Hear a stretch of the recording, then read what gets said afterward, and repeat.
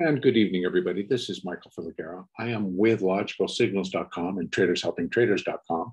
And this is the Elliott wave update for the NASDAQ 100 for Wednesday, September 29th, 2021.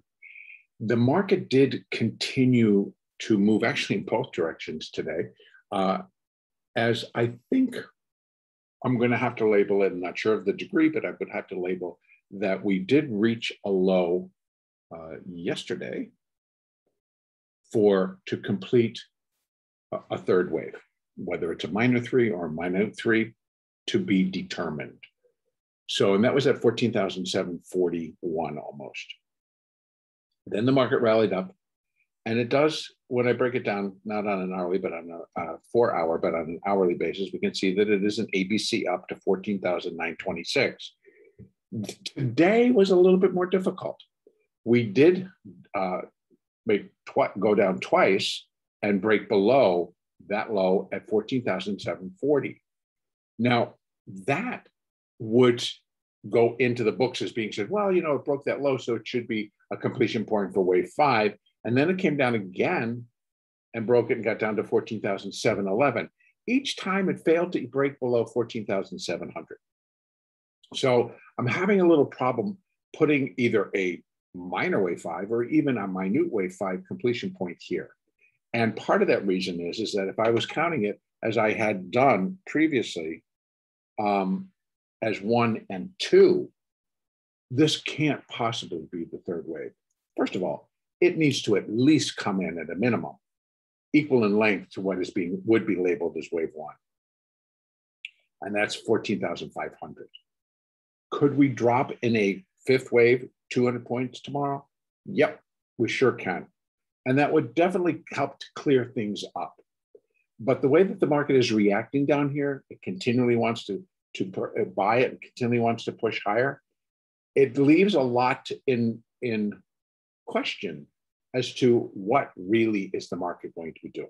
If we take a look at the moving averages, they're all continuing to point down, but they're not angling as hard.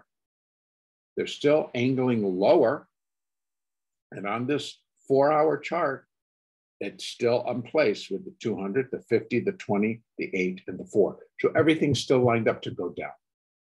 Now, having said all of that, if I leave it as an A and a B, which is still the alternate view, then I'm still looking for a deeper break below the low of what would be wave A, and to get to these levels, at least 14,500, where C would then be equal to A. So no matter what count I'm going to choose to use, it's easier to count this as a C wave if it comes down to here. And that would leave it so that within the structure itself, wave 3 is the longest wave, or most likely would be the longest wave, but not the shortest. Wave 1 would be. So that clears that worry up. So, but as a third wave, I would have to count it as a 1, 2, 3, 4, 5 if it got down to 14,500, but that would just be minor wave 1. So these would be a minute level decline or degree decline for minor wave 5, because I would expect that third wave to dwarf this first wave. And down to here, it does not. It just equals it. And in my opinion, on the degree level that I'm counting, an intermediate degree level, it has to dwarf that first wave. And it's not even building up to it. I mean, it's a nice, clean structure. And the count itself, we can look at these bars. They were nice bars. These are 4-hour bars. Boom, boom, 4 hours down. Great move. Kind of sold it and hung on. But I'm having to continue to extend it. I'm going to have to start breaking it down in a little bit different level. And if I open up the hourly chart, we can look at that same section, which is down here. This was today.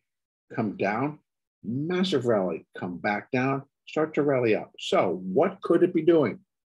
If this is a third and this is the fourth of something, then come on. 1, 2, 1, 2, 1, 2. That tells me that the NASDAQ could be on the verge of, as I said for the S&P, falling off a cliff. That's what it could be telling me. Now, if they, come on, if it backs out of this and just rallies, then it is more than likely finishing 5 down. Of what degree or of what, I would not know yet. But then it's A, B, and it's going to launch in a C wave. Very possible. So there's the possibility that, as I was laying out yesterday, that this minor third actually ends here. And we're doing now a 4th wave up. And that would suggest that we move back up above that, and likely upwards of back towards 15,000. So if that were the case, let's just throw up a retracement for a possible 3rd wave completion point right there. So we know what we're talking about here, and we can lay it out cleanly so that there are no surprises tomorrow. If things start to go, we have a covered parameters around it.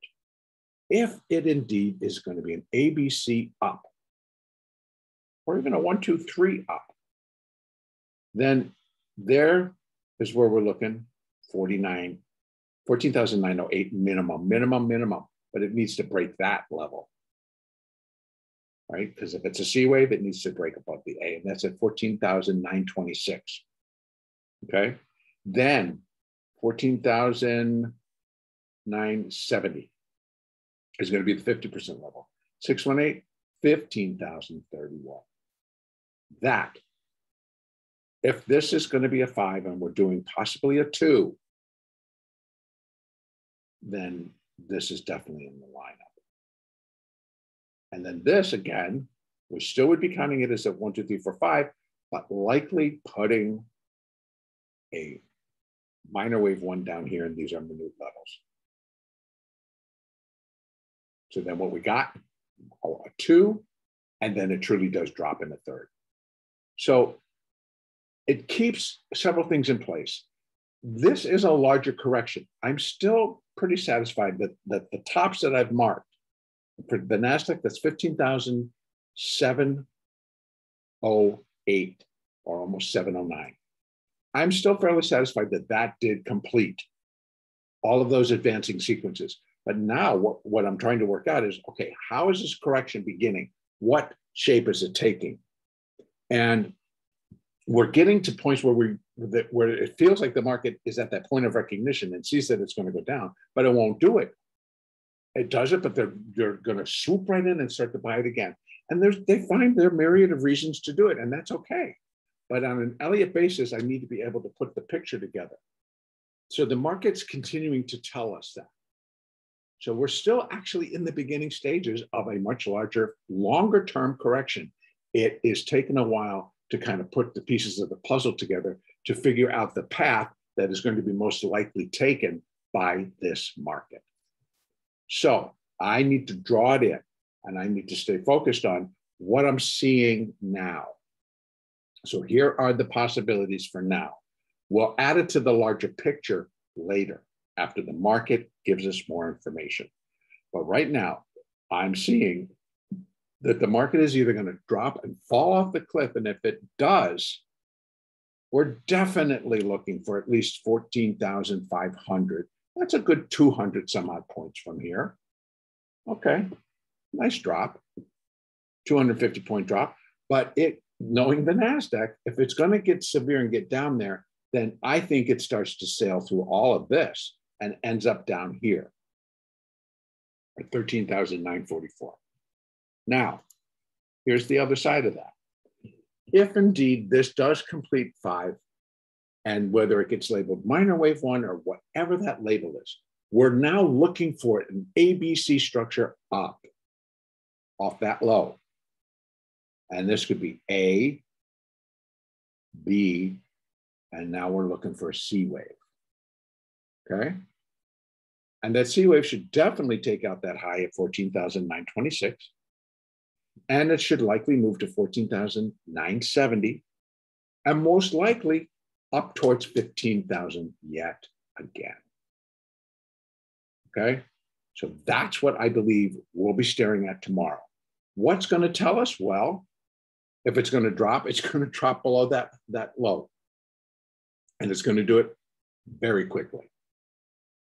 If it's going to rally, it should be basically the same thing. It's a C wave. With A and B, it's a C wave. It needs to form that wave 1, and then 2, and then 3, and then just keep on going. So be looking for 5 up. So getting up here should not be a problem. Should not be a problem. Possibly even higher should not be a problem. It's a wave 2. And it's going to be correcting what we're counting as 5 waves down. So there we go. So we can get up here, up here, up here. We can continue to move higher. So, yes, in fact, all of this comes into play. So we'll know more. And this is where I'm going to leave it. So we know we have our downside, we have our upside. Should this all hell break loose? That's what I think we can look for. Okay. I'm going to leave it. And our next update will be tomorrow, Thursday, September 30th.